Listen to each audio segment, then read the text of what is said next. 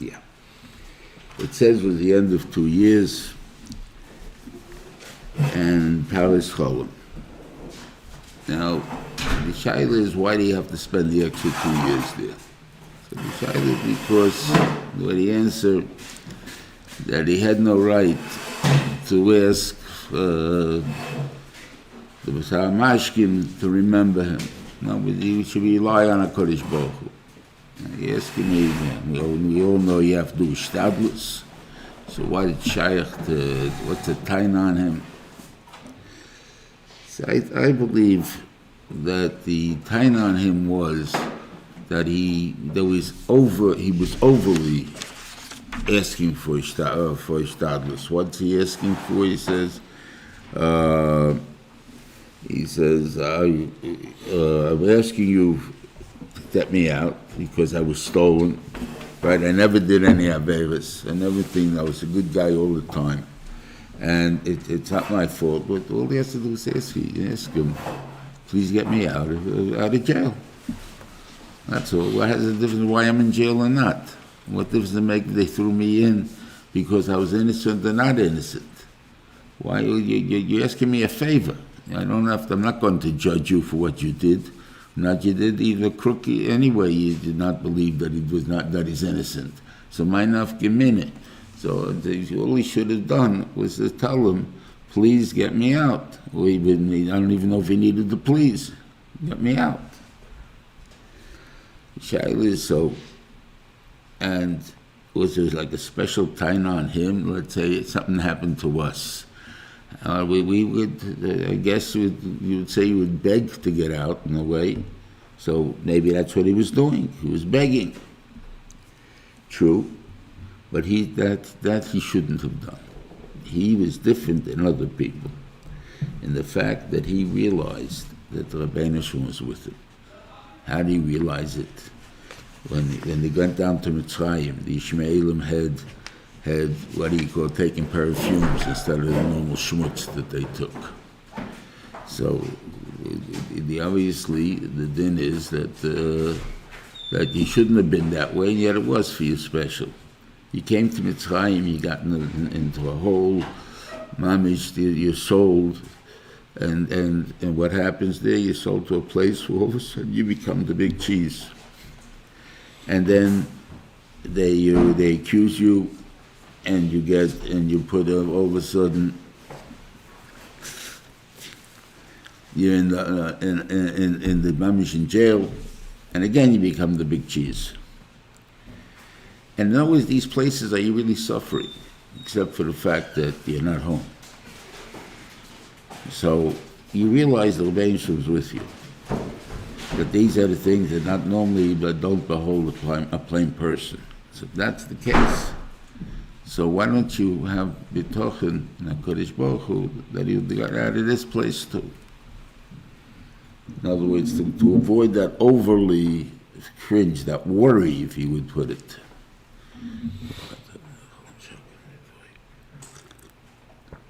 I'd like to explain maybe a little bit a chilik between the two Lishonos in the Gemara that affect us is when we worry about things. One lashon is called the Avidachem and Latavavid, and one lashon is called the Gamzu L'Taiva. Now, it's mashma that both Lishonos come from the same person, from Lochamish Gamzu. And the first case we know from the story in Brachas, Maisel Rabbi Akiva, and he got this supposedly from Lochamish Gamzu, was his Rebbe, that he came once to a town, and he was not, no one would offer him a place to sleep for the night. So he had to sleep in the street. I assume the street, whatever it is still cold and dirty and hard. Right? Okay, it's not as comfortable. He then wanted to learn that night. The wind came and blew out his candle. He didn't have any more light. All right, he's planning for the morning. His rooster's going to wake him up. all of a sudden his rooster gets eaten up. At least in the morning we'll go somewhere else, and the donkey gets eaten up. So now after each time that something happened, he said, "Kol di'ovad l'tav of it." So he lost his ride, he lost his alarm clock, he lost his light, and he slept on the hard ground. So it wasn't really very comfortable for him. But the next day, when he came into town, he found that the whole town was wiped out. That bandits or gangsters, whoever came during the night, and they killed the whole city. And if he would have been in that town, invited into somebody's house, he too would have been killed.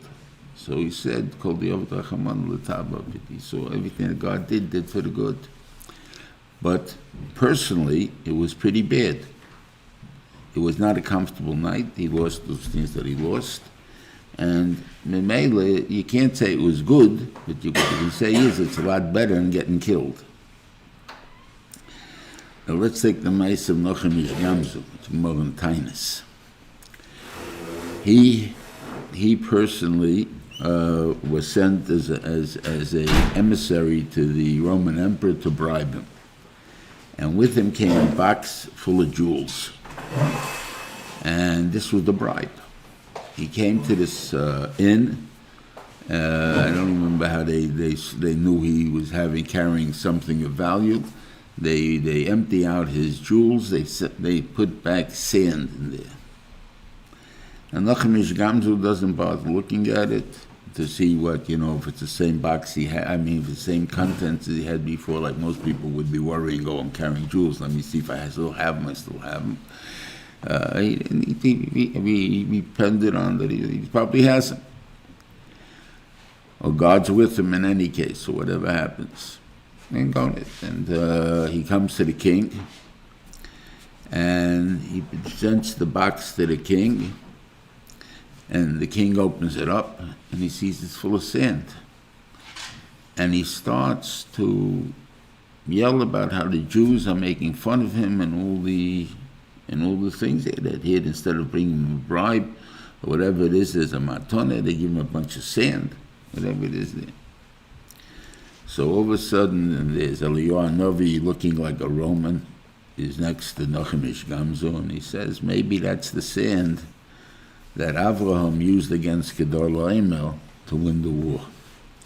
That means that the sand will turn into swords. It's like a machine gun. It'll take care of the enemy, no matter however it works out. Oh, he wants to try it. Okay, and he had the next war with the Parthians, that used to be the Persians. And he tries it, and he wins the war.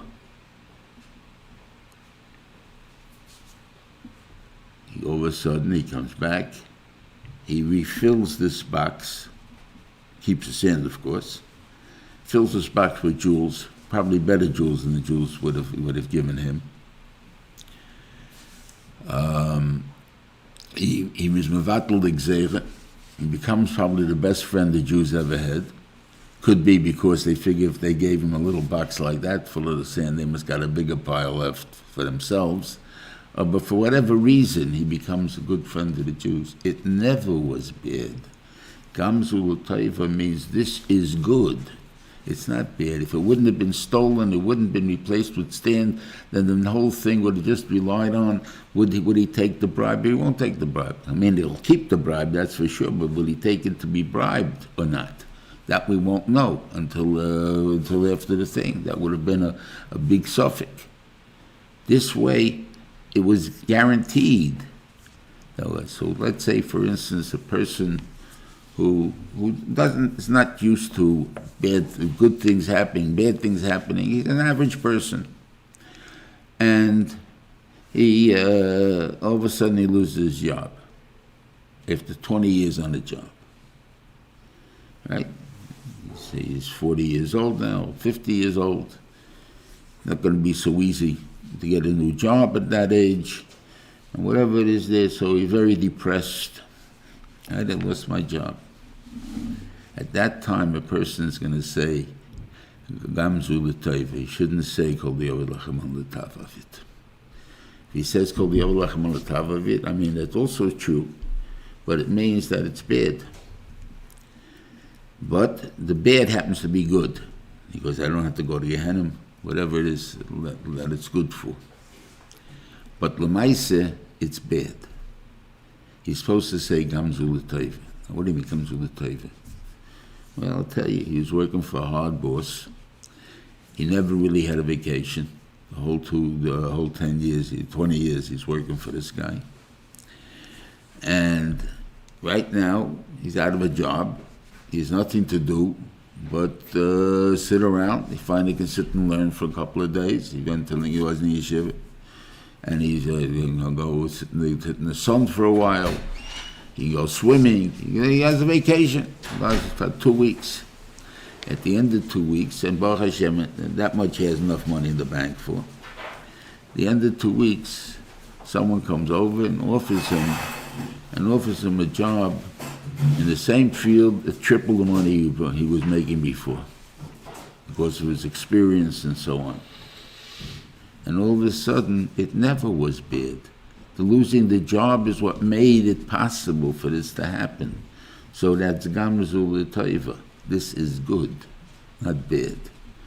So I think that a lesson that we have to learn is that wherever we are and things like this happen, we got to say gamzu l'toiva until it turns out in the end that we're so we don't have a job and we've depleted our bank account. We did everything else that's possible that it is there to do. We're on welfare. Okay, then we can say kol diavolachem alatavavit. But till then, you got to say gamzu l'toiva, because you don't know if that is really good. You're not suffering, so say gamzu l'toiva. When you're suffering, you say kol diavolachem alatavavit. Not worrying. I didn't say the word worrying. I said the word suffering.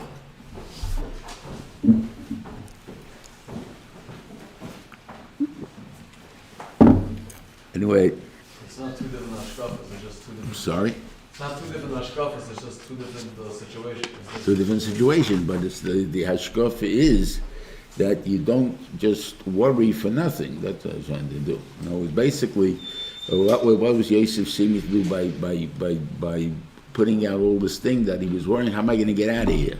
So he's trying to push all this keiches into this thing. No, you have to do shtadlus, got to do shtadlus. Please get me out. I don't have to convince him, whatever it is. You see, there's a God in the world. He's taking care of you. There's a reason you're here. You're here. I have to do shtadlus. I'll do shtadlus. He don't want to take me out. He isn't taking me out. That's what the way I have to do it.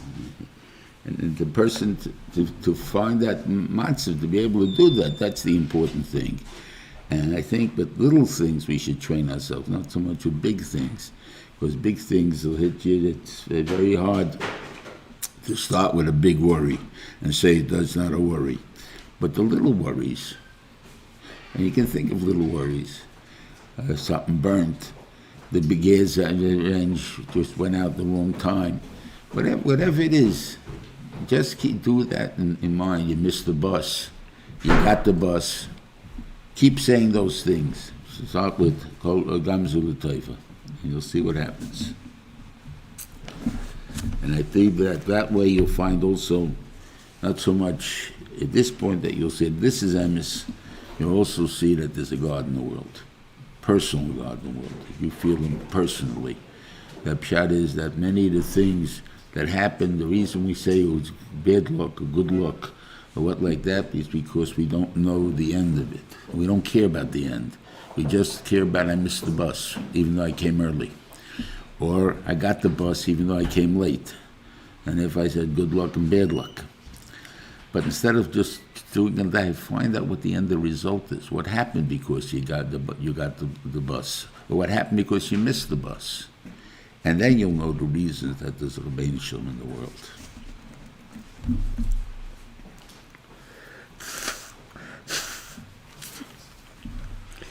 Okay, finally,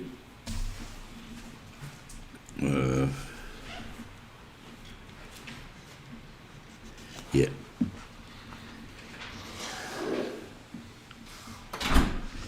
Okay, so anyway, Yosef is brought up from the bar. He tells him that he interprets the dream, And even though it's a very strange thing here, they got to see that's also Miyad Hashem. He's telling a dream that's going to take 7 years minimum to find out the emes of the dream. In other words, if they wouldn't have told this dream time, well, Pari wouldn't have had a dream, and then they had a good year, would they have had any Havamina that the Benishim was giving them a special good year? It's good luck. It was good weather this year, so we got a good thing. Second year like that, also the same thing. Oh, it's so much more than we ever had before. Wow, must have been real good this year. That's how we look at things. We don't look at things as saying, that this is the Benishim's preparing us for bed and whatever it is there. So now you're asking them to wait 7 years to realize that the real reason this is happening because I'm going to bring 7 bad years that it's going to cause us all these sorrows, and this is going to save us. And not only save us, they're going to make all the money in the world. And for Pari, this is going to be the biggest deal on 2 feet. We'll talk about that, why. Anyway, for the Mitzrayim, not so much. They'll just be alive. For Pari, personally, it will make him the richest person in the world, the richest person. He may even be against, what's the guy from Amazon, as good as rich as he is. Anything though. Anyway, Pari realizes, or because they accept in the bench, I guess again this is min hashemayim, that there's so much chen that was given over that Paro gets it, and the Avdei Pari all agree that this is the right interpretation. This is really what's going to happen. He should be charged. He should be what he called. I mean, they gave him away. They gave the guy the key to everything. There's nothing that's standing in his way. He wants to make a super revolution here. He may not do it in the first year, but he can do it. Why would you trust him with that? But that's the chen that Rabbeinu Shalom gave him. Okay, so Ravi, so Pari, and then there's all this, and he gives him a wife called Osnas. Now, Osnas is the Medrash Gemara. I don't know whether we spoke about this or not, but Osnas is supposedly the daughter of Dinah that she came from Shechem, and only an adopted daughter to what do you call it? Now, there may be still a dik in Midrashim here, that's the only thing, because one of the reasons that they held it, funny more, that what's her name, Potiphar's wife also meant L'Shem Shemayim in the sense that she thought that the godless would come from her, because they didn't realize it comes from her daughter. So that means it was her daughter. But if it's only an adopted daughter, I don't know if they would have that emotion, or maybe she would. It depends how she's adopted. She's taking this little baby, and that's how she found her, and raised her as her own daughter. She had no other children except this one, so this is her godless. Or she didn't realize that, and therefore it wasn't meant for her. She was not entitled to any godless stock yet. Only from what from Osnas. But Osnas is a chivi, or at least she has 50% chivi bodna. And through this, the midah of acting entered into Klal Yisrael. And obviously, if you go to, what do you call it, the movie capital of the world, connection it, what it's called, Hollywood, that the early people were all Jews. The money back behind it was for sure Jews. That's probably even till today. But the big actors were even Jews, and later years too. But there's a lot of Jews in the acting industry, and so the Chivi did a good job. And I think that the reason that the Benishim wanted to tend to Klal Yisrael, even though what do you call it, Avraham Avinu and Yitzchak Avinu didn't want it to, is because we have to have it in Golis. We have to have that double appearance where we can deal with the goyim, we can deal with government, we can deal with everything, be respectful and everything else, even though we're an asponim, we're a nation of chutzpah, a nation of strength, and so on, and we're able to deal with them to make them feel their superiority and so on. That was important that it be part of our psyche. And therefore, the Rebbeinu wanted into Klal Yisrael. Okay, we'll see how that affected us really in not here so much as in Vayechi. Unless we mentioned that before also. How it affected us with the children of Ephraim, which are Achav and Yeravam, that they're able, because it is Samida, and that's where he showed the Ksuba, I think, and I'm saying something that looks familiar to me, I don't think I mentioned it. You didn't mention it last time? I'm sorry for going off again. The last time, that's why he saw the name Osnas, he understood Yankee. Okay, I'm sorry about that. Okay. Anyway, it says the 7 years ended and started the thing. But before then, he had 2 children. He had Ephraim and Menashe. And why didn't he have any more children?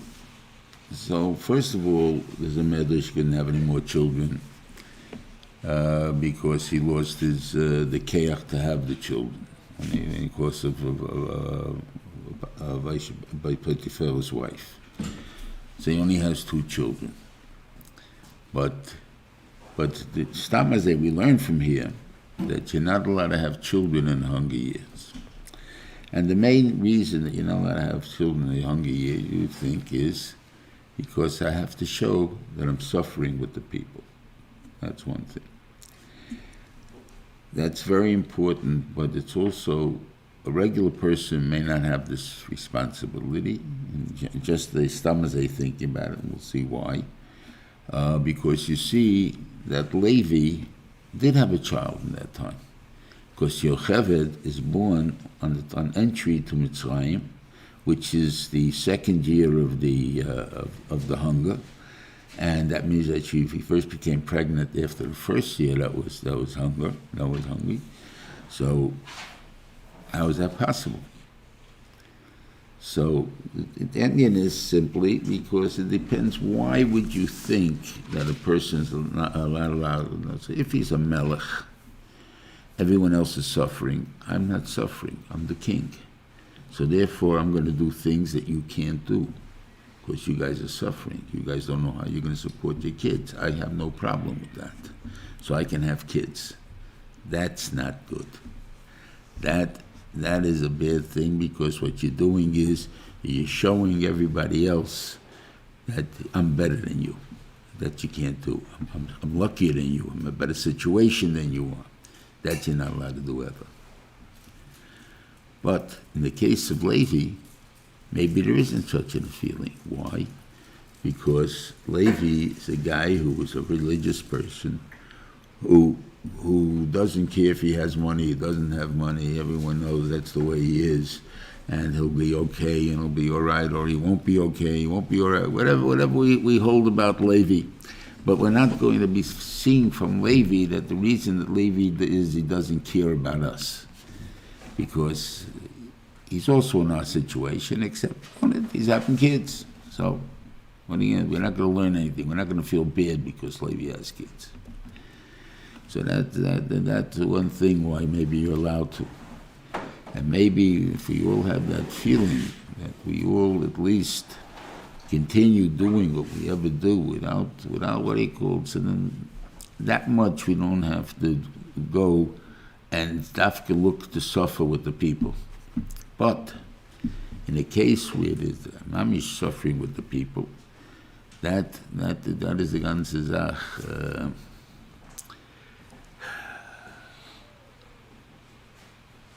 There was a story, it was printed years ago, I read it. I don't know if it's true or not because I've heard denials about the whole Maisa. It took place in the Second World War as the Bnei Yeshiva that were being saved to go to Japan, who had the papers to go to Japan, were leaving. And it depicts a Beis Yaakov girl who was just in Kabul on themselves to commit, die or commit suicide instead of being be defiled by the Nazis, something like that. Is all of a sudden looking at them wistfully and saying, "They're leaving me to die."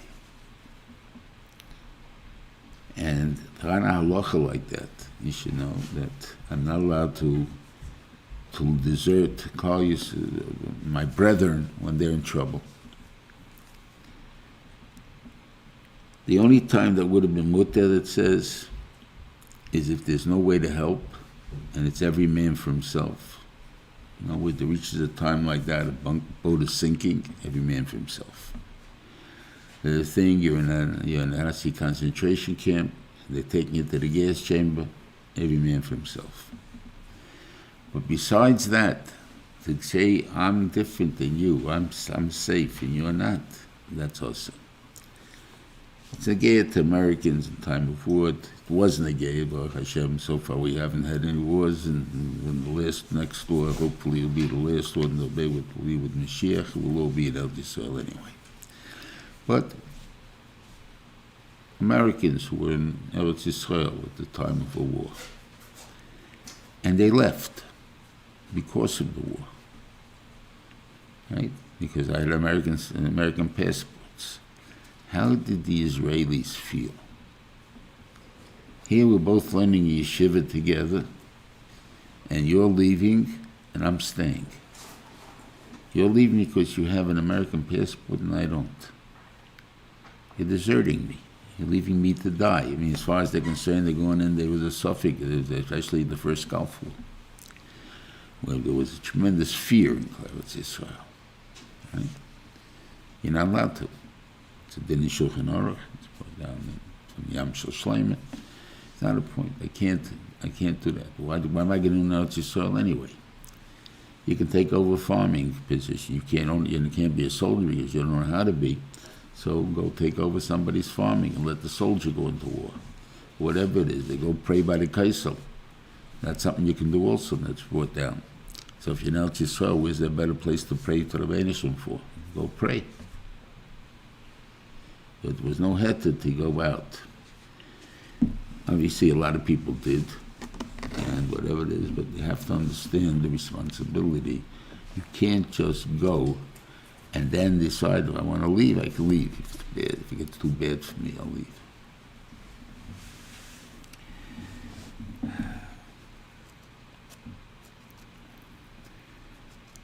Okay, so anyway, they ended the 7 years of good, and the years of the hunger started. Okay? It seems to say that even in the Tzayim, it wasn't so pushit about what's happening. Why? Because Atira Kol Haaretz v'Tzayim, so they screamed to Paro, and Paro said, go to Yosef. And whatever Yosef tells you to do, you do. And that meant even to follow when he told them they have to mal themselves. Just like that. That he made the Mitzrayim mal themselves. What's the point of maling themselves? I mean, they're goyim, they have no chiv to mal themselves. What's the point of the same thing? What was the point of the discussion of the brothers of Dinah with Chamor and Shechem, saying that it's a bezoyan to us to give our daughter to some people that have an olah.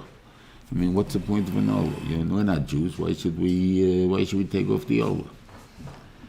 So we see from history that there were certain people that were born without olah.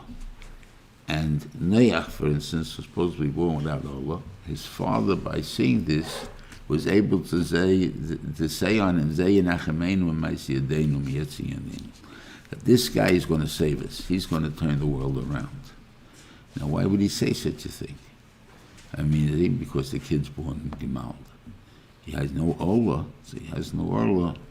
This that we talk about a person, he has no ola, bisman hazeh doesn't really mean that. There's a part of the ola there that has to still be cut off. It's still be the real Neilad Mol, which is no ola at all, that there was only Yechidim in the world that ever happened to. And in the far space, and I'm thinking in recent history. Recent history means the last couple of thousand years. The ones where it's mentioned in the Teich, and in the Gemara. So there is an Indian. What was the Indian? The Indian, like the Minchas, according to the Chinuch, that the reason we make a Milah is to show that the perfection is in the hands of the person. The person doesn't need the Ola. He's perfectly functional without the Ola. So why is there an Ola? Because he says is that people should learn that they have to perfect themselves. That when we're giving you the basic ability, we gave you the neshama, we gave you a guf. What you do with it is yours. And that's something, and that ability is everybody's. And you take it out by taking off the Ola, you show that. So you're making a commitment by being to a Yid that I'm going to keep growing. I'm going to try to make myself perfect in the ways of HaKadosh Baruch Hu. That's basically what we're doing. So when I demand this, or when the brothers were demanding this from Shechem, they were saying we need people to feel that they want to grow and become better than they are. Doesn't pass to just have our daughter marry a guy who is not such a person, who is just a grobe jung, as you call it. He has no ethics, no anything. That's not us. It's not us. So we can't give him. You can't give you the daughter. And this is what he tried to put it in Mitzrayim. Now I don't know if the Mitzrayim had any real desire for this. But Lemaisa, it was the lesson that he tried to give over to them, that there's a point that if you have something, you have at least have midas toivos, willing to share, do good things for the world. That was what he's trying to teach them.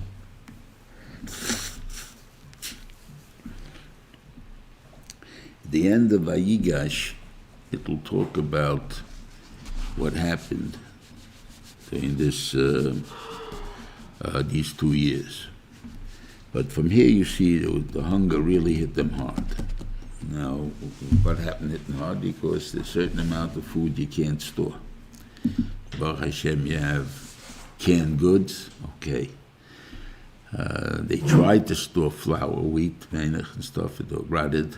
The mention made that they should all rot except Yosef's method. Whatever it is, and even when they tried to imitate Yosef's method, it didn't help. That it all rotted, whatever they did. And so food doesn't last long. If it's not fresh, there's no food. It doesn't grow, there's hunger.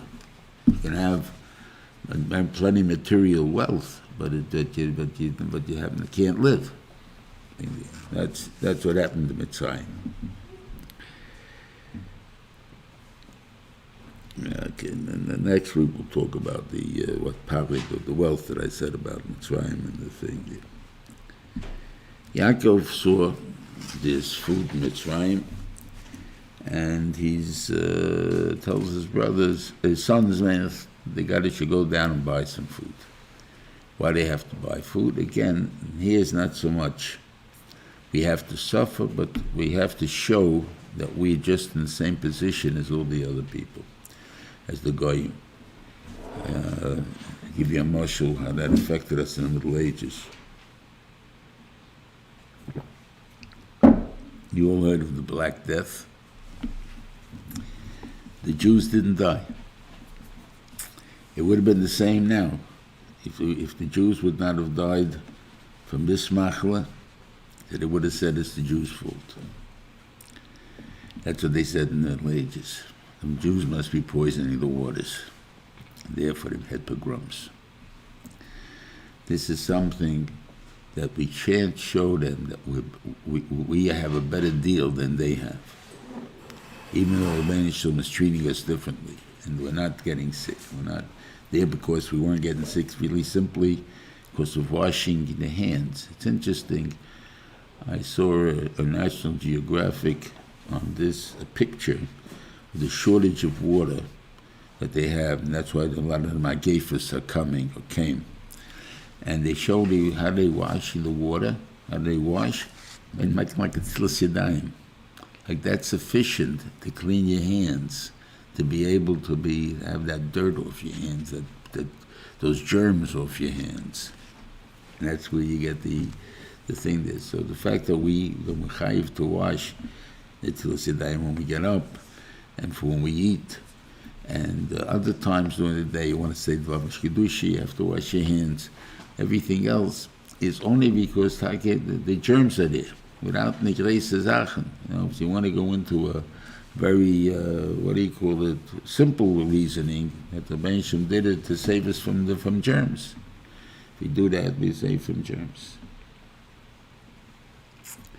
Anyway, they come to Mitzrayim with the sons, 10 of them. He doesn't send Binyamin, right? And it says, it's very interesting, the psukim here.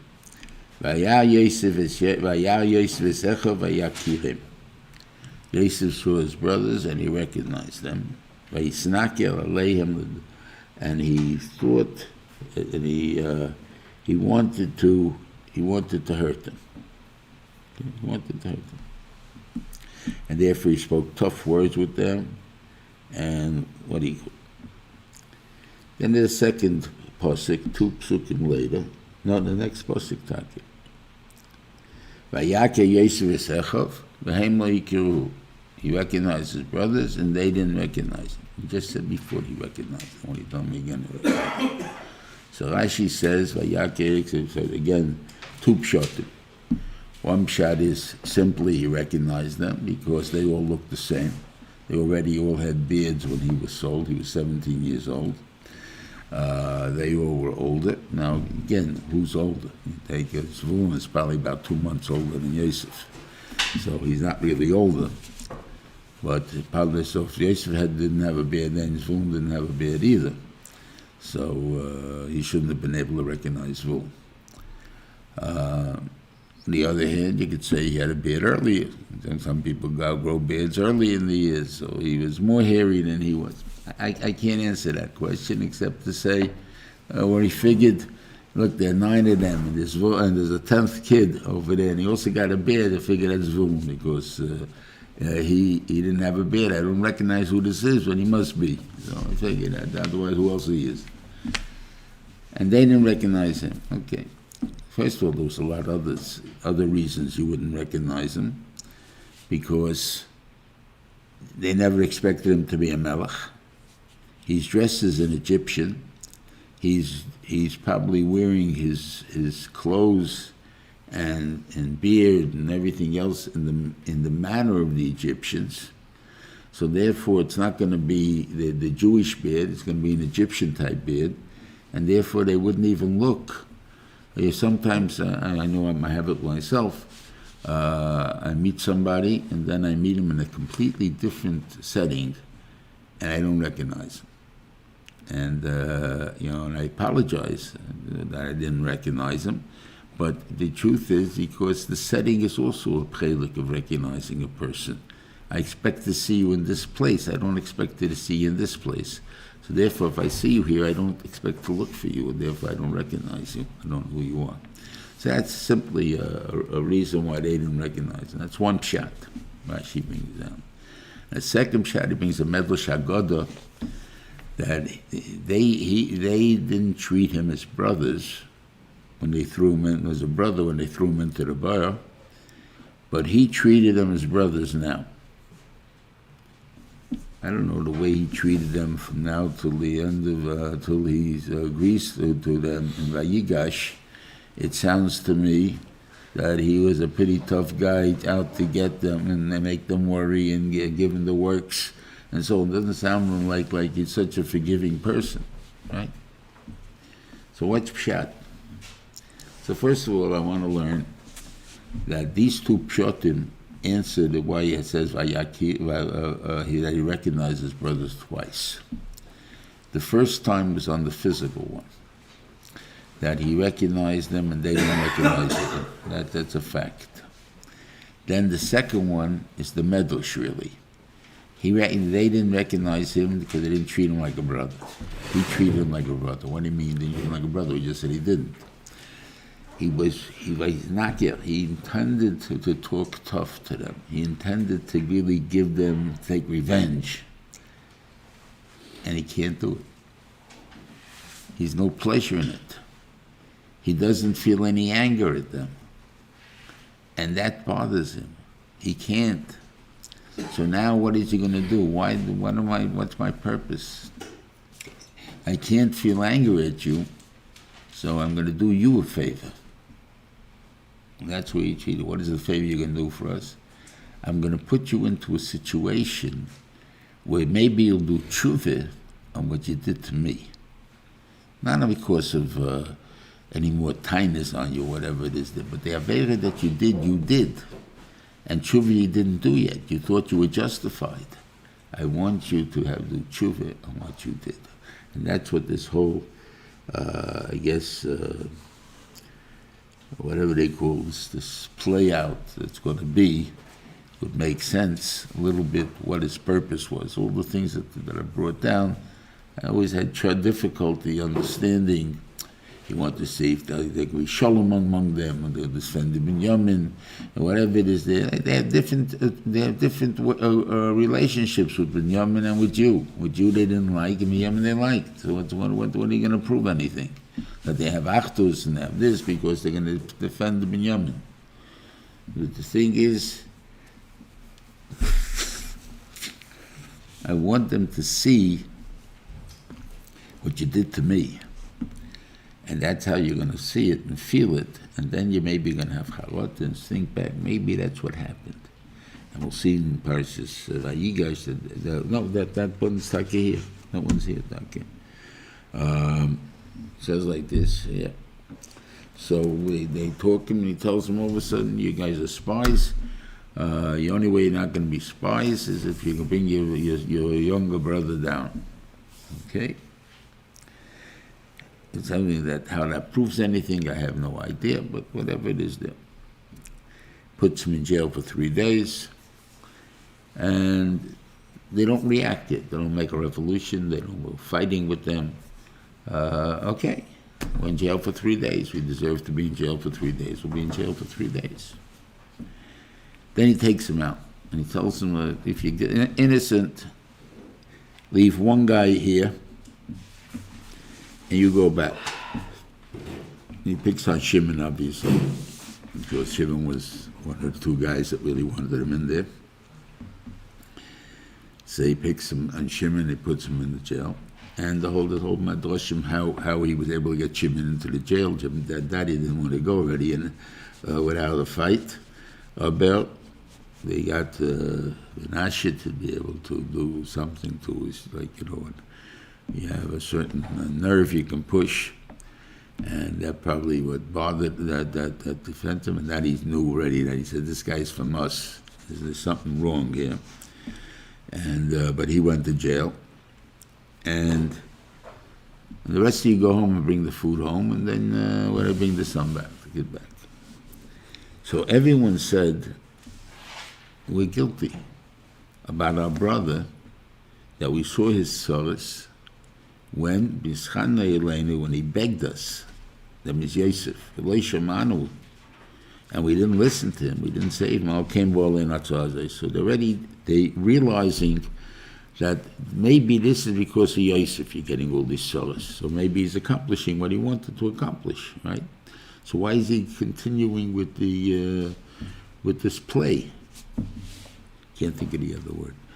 With this play. So Reuven tells him, then I tell you, I'll techtu bayelet, even a bigger thing. That now, assuming he did not hear the first one, and the question is, who are the Asur Harugi Malchus?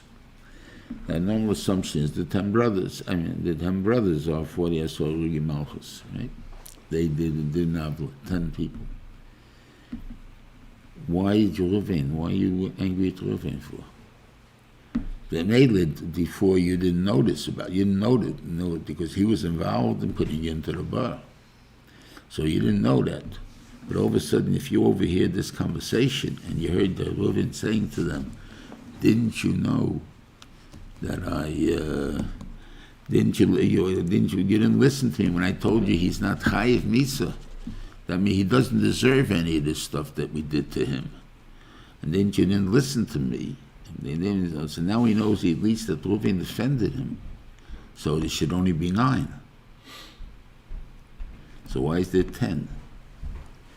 So the Imam Loyer says Yosef is the 10th because he caused the fight to originate.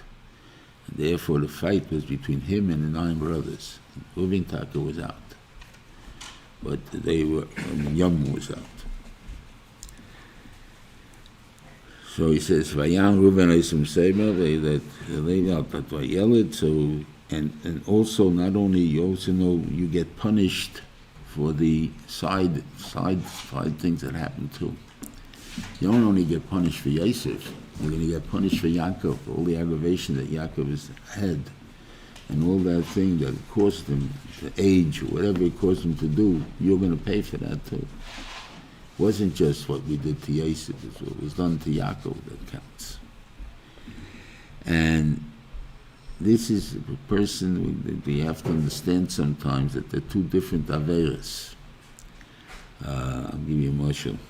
The din is if a guy steals a penny, kakotten kagodl, and steals $10 billion, it's the same avera as a gazel, a ganav.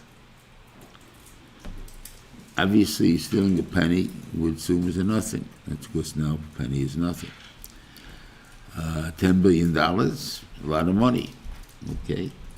But to who? A penny to a kid, or even not a kid. Years ago when a penny had value, and it says you have to have $10,000 or you get whatever to make a certain deal. He has $9,999.99. And a penny had value. You tell him, come back when you get the penny. So and they think, I'm not going to give it to you. And then I'm no Achmanis, I got a good deal here. I don't have to play games with you. Come back when you have the other penny. So if I stole a penny from you and I broke that deal, so anything that's a result of that bill could have been, I'm responsible for. On the other hand, I'll take $10 billion from, I guess from the guy again from Citibank. They'll take them 10 years to discover they're missing it. They don't know that they're missing $10 billion. What's $10 billion to them?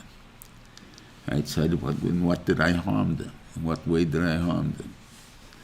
So there are 2 averas. This one avera is what you did. So that's stealing. Still a penny, $10 billion, exactly the same thing. But now there's results from the avera. Normal case is the more you steal, the more effect you have. But sometimes it's not like that. Sometimes the little you steal has the same effect. It has a bigger effect than the bigger amount. And you pay for that effect. It's a separate avera. It's a secondary thing. It's not that's part of the chet. It's a separate part of the einish, of a chet that you did. And he went to cry. Yosef went in to cry. Why? Why did he go to cry at this point?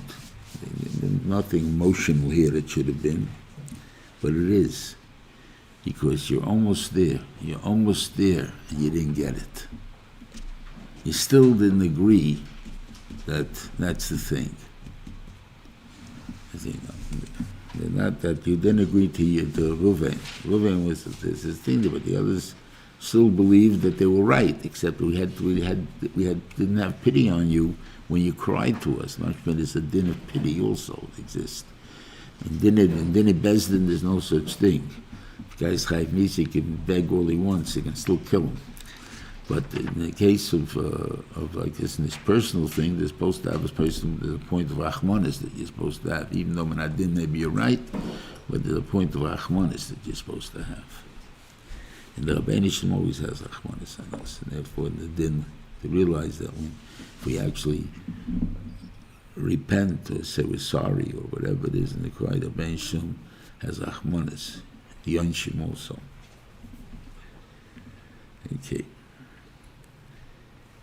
Okay, so they fill up everything and they put up and they put the money in everyone's bag. Echad, who happens to be Levi, of course he's the only one left from the pair, and he sees the money's in his bag, and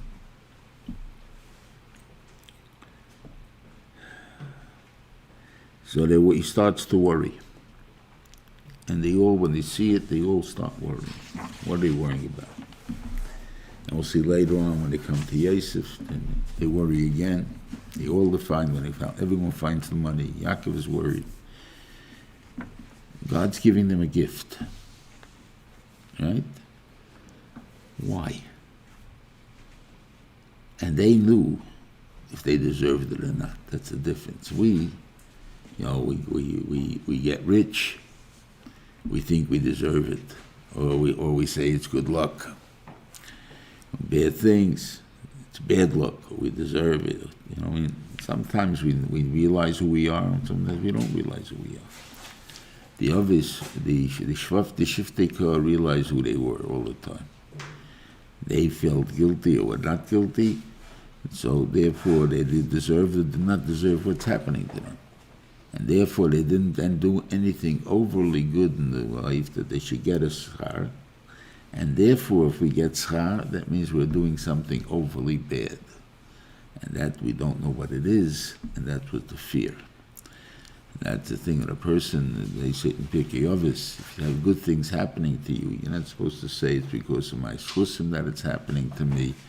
It's a thing that I'm supposed to say that God's paying me off in this world, and do tshuva.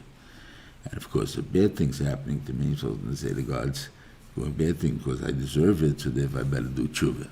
So whatever it is, it means you should do tshuva.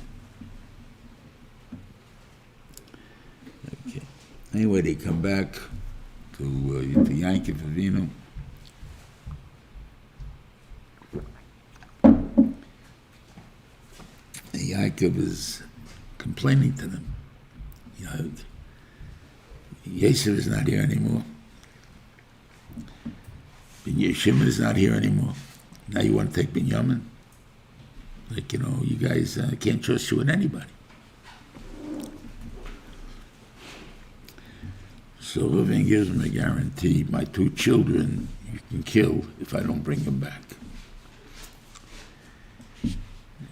Rashi has a cash on him. But Yaakov didn't listen to him, meaning because they are children, not my children. I love them just like my own children, my grandchildren and children. You have the same love for. So in Mela, I love them just as much. I'm not going to let you kill my grandchildren. So Taki, what we shout, and is Reuven able to kill his grandchildren? They're his children. I mean, they belong to him as if any like his slaves. Even slaves you can't kill. You just can't go around and kill things for what you want to kill. Even though you have the power to kill, you can't just do it.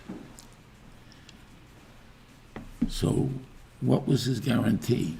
So you got to say his guarantee meant, I'm going to take as good care of him as if my 2 children's lives were at stake. So that Yaakov tells him, that guarantee is not a guarantee. As if is not a guarantee. Because it's not. And once it's not the same type of work. Okay. So comes Yehuda, meanwhile, holds his hold his tongue, because we said Yehuda understood Malchus, and Malchus was a point of not only tact, but to figure out ways of how to get your things done. Now, Melech doesn't always have the most power, or he's not the smartest man necessarily, whatever it is there. But he has to be the guy that's able to utilize all his things, all the power at his hands, to be able to bring peace to the world, to at least to him, to the country, and prosperity and so on. So you have to hold your temper, like in this particular case. Yehuda didn't jump in on the fight and say, with Reuven, give us, I'm with Reuven, we'll protect him, we'll do a little wait, whatever it is. Not going to help. He waited until the food is gone. And now, again, for the same reason he sent out the kids before to get food in Mitzrayim, he's got to send them again. Because even you can stall a week, you can stall another week, but the people knew you only brought back so much, and you have to go back to Mitzrayim at some time. So, and we need food, you got to go back to Mitzrayim. So Yehuda said, we can't. The guy made us swear, and this, you can't ask us to go get ourselves killed, because the man told us, don't come back without the kid.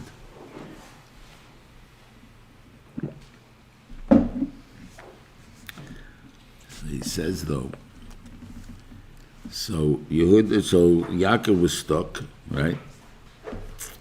But he sees that Yaakov is may give in, but he'll be very upset, very worried about what's going to happen.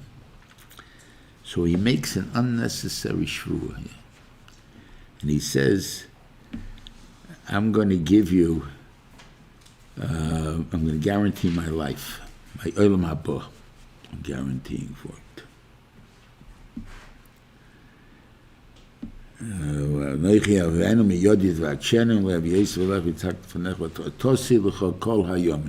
All the days, and all the days means olam haba. And until Moshe's tefillah, he didn't come back in. So he's giving up his olam haba. And could be they didn't know the din of that even if you make a neder, when you make something on yourself, a shvu on yourself, when there's a noinish involved, not even on yourself, on someone else also. And whether it happens or doesn't happen, it's going to be mekuyim. So therefore, he gave up his olam haba regardless if he brings him back or not. He gives up his olam haba regardless if he gives him back. Why? So now, what's the purpose of Yaakov listening to him? So I said, it could be that they didn't know Lutzvah this yet. Or, we say, how can you say he didn't know it? They knew it. So therefore, he knew giving up his world, no matter if he's making the Tanai or he doesn't make the Tanai, it's all given up. So why should I trust you? You have nothing to lose anymore. The idea is, you lost it already, you're going to make sure it was not for nothing. That's for sure. That much I know. You gave it to me already. Okay, I lost it, but I lost it to know that when Yom comes back, when Yom is coming back. That's a guarantee. Okay. So as much as he trusted in the Gevurah of Yehuda, that's how much he was calmed after this thing. That at least it may maybe be aggravated. Yehuda is not going to be there. I'm going to have him. But still, that's a different type of aggravation. And he told him, go. Okay. And you take the double money and everything else. Okay. That was the end of it. Okay. Jetzt have a good Shabbos, Freil and Chanukah, from whatever's left of it. And it was a real good Shabbos, a gesunden Shabbos. Be well. Guten Shabbos. Shabbos. Shabbos, baby.